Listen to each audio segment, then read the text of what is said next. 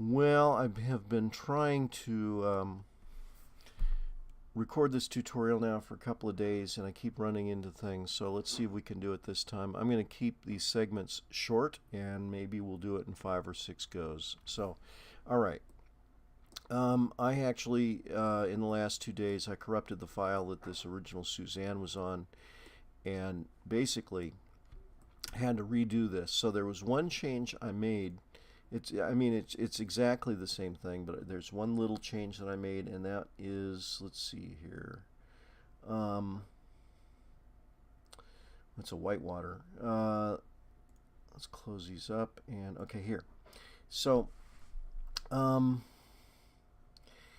depth is usually set at 1, and I just knocked it down to 0.25 to tighten it up along the surface here instead of have these. The foam is fairly dimensional. I like that. I really do, but it was just too thick. So, all right, that's the only thing that I changed. I'm going to go ahead and bring in from our other project. I'm going to go ahead and bring in the ocean plane. We'll add our own camera because I had some problems appending this camera in. It wouldn't rotate.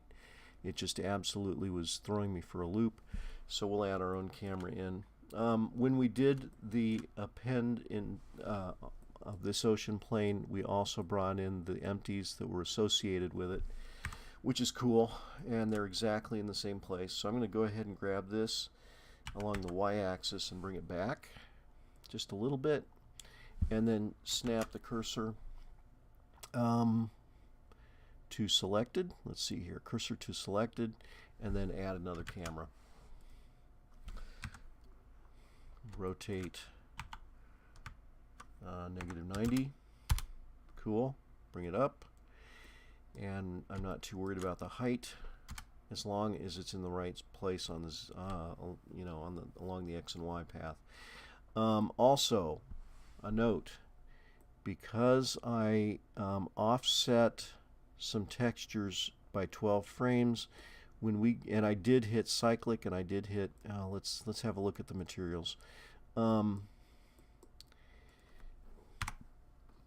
So basically, I hit cyclic and auto refresh, but it's not doing either, and I think it's a quick, easy fix. As a matter of fact, I did some experiments with it. The easiest thing for us, though, just stay away from those last 12 frames. So I'm going to set this at 238. All right, cool. And now I'm going to go ahead. Here's the deal. We're going to go ahead and rig this ocean and set the camera work before we do anything else. And then I'm going to go ahead and pause the recording, collect my wits about me, and then we'll combine the ocean plane along with the fluid surface. Okay. All right. So now this is actually quite fun. I'm going to go ahead / into local mode. Oh, and then also our clipping is back down to 1,000 in this file, so I'm going to go ahead and set it back up to 10,000. There we go. And also in this file, we still have the ambient occlusion on, so let's turn that off. On your version of Blender, you probably don't have that on anyway, so it's not a big deal. Make sure it's unchecked just so you can see it, see what's going on here. I'm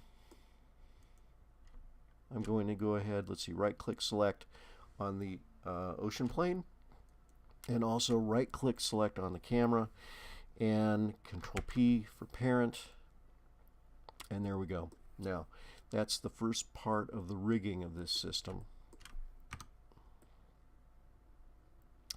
It's really cool, but I want that ocean to stay exactly on that plane. And if I rotate my camera, let's do something else and make this a little simpler here. On the ocean plane, I'm going to go to the modifiers. I'm going to turn off subsurface and the 2 displaces. Now if I rotate, it should, yeah, look at that, much easier. Okay. So if I rotate this, obviously this ocean is not an ocean. I mean, it goes up and down, and that's not what I want. So I'm going to go ahead and limit that with an object constraint. limit rotation. It can rotate along the z-axis, and that's okay by me, but not along the y and x. And let's see what happens now. Wait, okay, there we go. Look at that. So it actually stays. Okay, I'm in wireframe mode now. It actually it stays. It's not rotating, but it moves up and down, and that's something else I want to change. So let's add another object constraint, limit location, and I want to limit it along the z-axis. So let's have a look at that.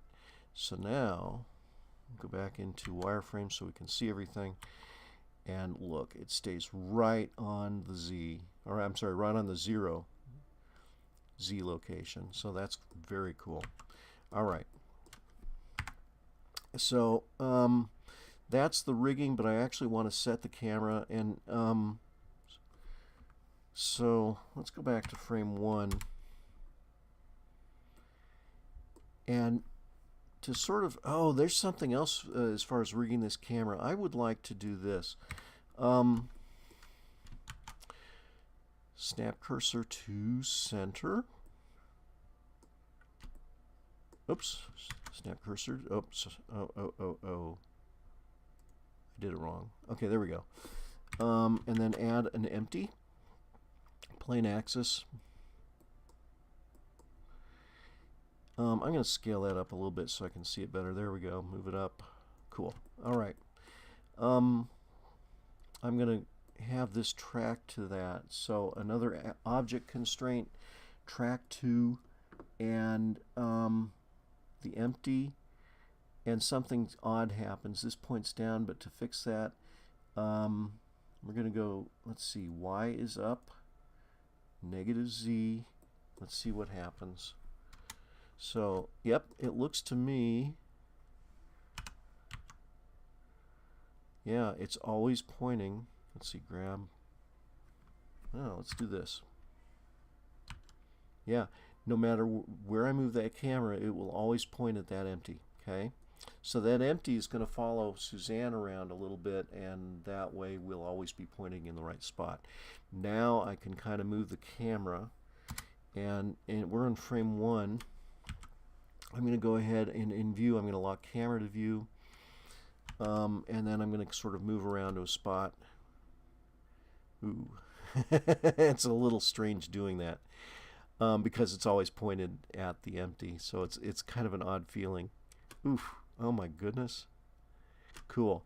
Notice that ocean is always sticking with us. That is cool. I'm going to go up and hover up above where Suzanne comes in. I want to see the ocean deform there. So, okay, there we are. Turn off the lock camera to view, and now I want to sort of, let's do this. Let's get rid of our fluid surface, and to do that I'm going to go ahead and hit none over in the quick viewport display and reload the frame. Suzanne is still down below, and she still will pop up through the surface, but now I can just hit play and wait for her to come up. And okay, so let's hit the left arrow key. Well, nah, I'm just sort of making some quick adjustments. Right arrow key, and move back a little bit. Okay, so actually this is frame 59. Let's go back to 1. I forgot to set a keyframe here. So location. Also on the camera, I'm going to set a location just for the heck of it, and then go back to frame 59. Set a location on the empty. Let's select it over here, just make it easier. All right, and then go to 250. Even though we won't be using 250, I'm going to raise this up with Suzanne. And hit I, location, and now let's see what happens. I'm going to go ahead and play through this.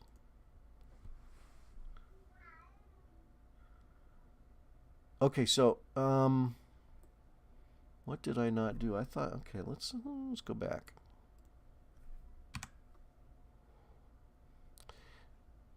So that's a little bit slow, and that doesn't worry me too much. But let's go backwards here. Okay, yeah, I see. She stopped. Okay. Wait, go backwards again. Forward to where she stops. I guess it's like right at 100. Okay, so let's move this up. Location. See what happens. She comes up and then, yeah, I like that. Okay, camera.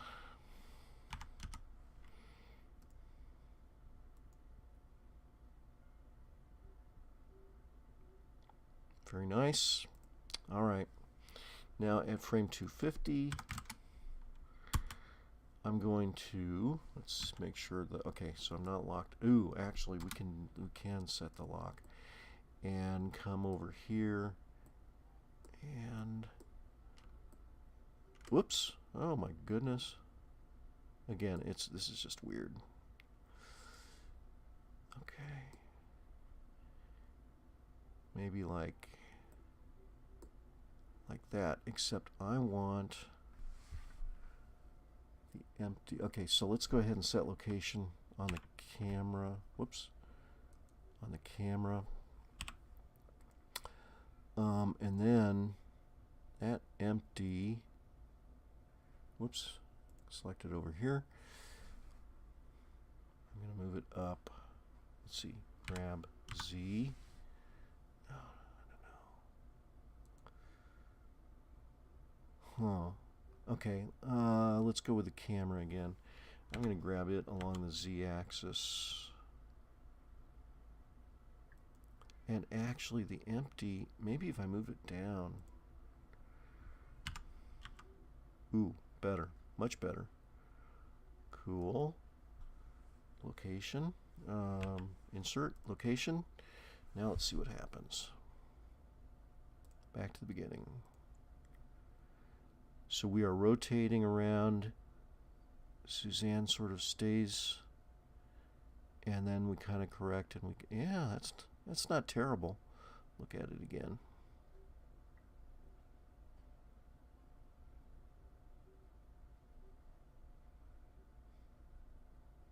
All right, so we're going to try to keep this as one tutorial, but before we do anything, I see that my ocean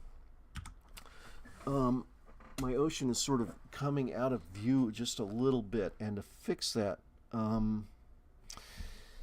see here. I can select it. I can grab it along the y-axis. Let's see what happens. Grab Y, Y.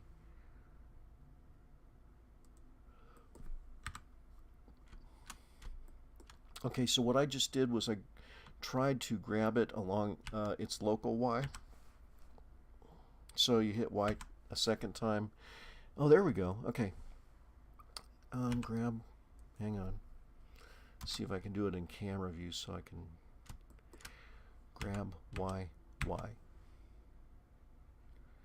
And it is moving. Cool. I just have to move it a lot. Okay. Grab Y, Y. We'll just move it back like that and just look at it. Oh, I think we're going to be good. Okay, so that's going to sort of stay parented to my camera, and I think I'm looking at the edges now. Oh, it looks great.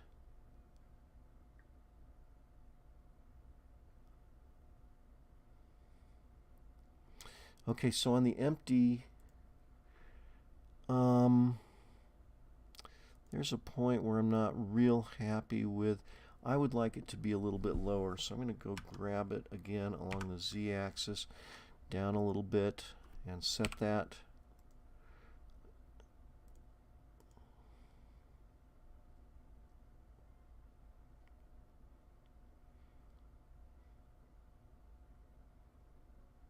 Yeah, I like that a lot better. Okay, let's do one more thing. before we get to sort of combining our two oceans together, I would like to give Suzanne a material. Um, hmm. / on the number pad. Let's go to frame 250. There we go. I hit period to center her on the screen. I'm going to give her a material real quick before we go to the next segment. New material, we'll just call it Suzanne.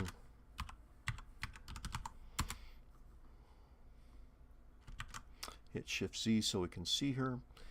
And basically in 2.79 we don't get the oh gosh, look at that. Oh, I had my caps lock on. There we go.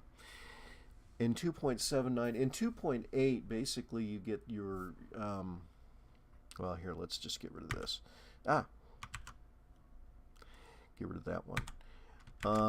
Your principal shader. In 2.8 it's sort of automatic, and in 2.79 it isn't yet. So I'm just going to go ahead and add the principal shader, and I'm going to go ahead and do my nice sort of bronzy color. Of course, bronze is metallic, and I'm going to make it a roughness of 0.2. And yeah, you know, that's not bad. It's a little bit dark, so bring it up a little. Actually, while we're on the subject, I'm going to do one more thing. I'm going to kind of lose track of where I'm at and come over here. Our final render. This is something that I have found with this beautiful HDR image. It is so bright that it's kind of throwing off my denoising. So real quick, I just kind of the glint reminded me of that from the metallic monkey. Coming over here to sampling, I'm going to set my clamp direct to 100 and my clamp indirect to 5, and that will help immensely with that. Okay, so now back to the material. Duplicate this up here, and let's add a mix shader. Alright, okay, so wow, it looks exactly the same. Also, I'm going to introduce a ambient occlusion node, and I'm going to hit Shift and Control so I can see what's going on with that. You can see the parts of the shading are dark and parts are light. The dark parts are back in the corners.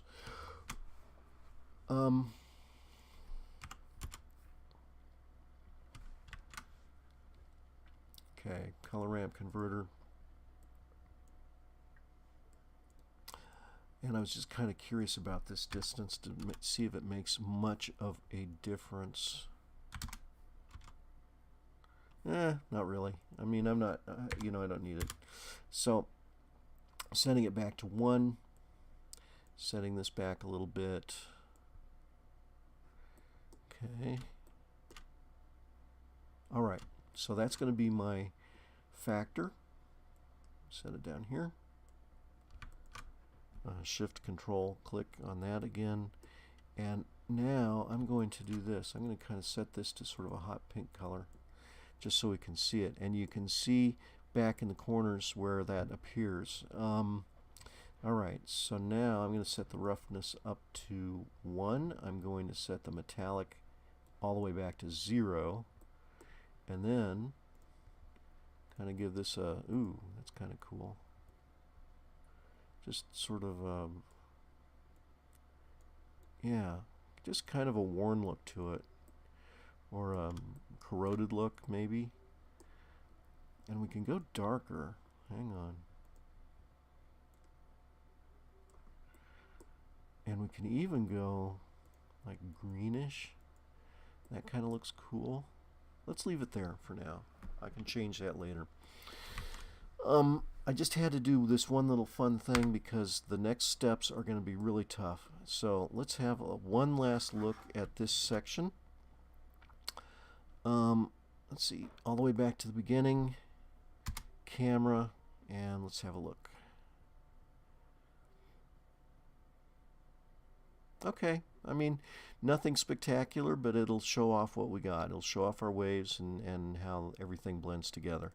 So, all right, we're going to end this little section. This is still all going to be one tutorial, hopefully. I just have found that over the last couple of days that I need to take little breaks here and there just to collect my wits and plan what the next step will be. So, all right, stopping or pausing the recording, and we'll be right back.